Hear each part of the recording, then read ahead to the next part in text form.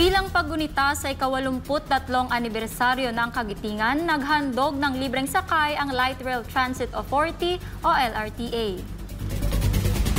Sa darating na Abril 9, 2025 ay may libreng sakay ang LRT2 para sa lahat ng pasahero simula alas 7 ng umaga hanggang alas 9 at alas 5 ng hapon hanggang alas 7 ng gabi. Para naman sa ating mga veteranong bayani, bilang pagpupugay at bahagi ng Philippine Veterans Week, may libreng sakay rin ang LRT2 mula Abril 5 hanggang Abril 11 ng buong araw.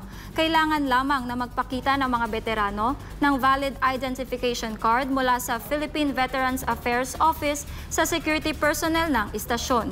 Una namang nag-anunsyo ng libreng sakay ang MRT Free para sa mga veterano ng ikalawang digmaan.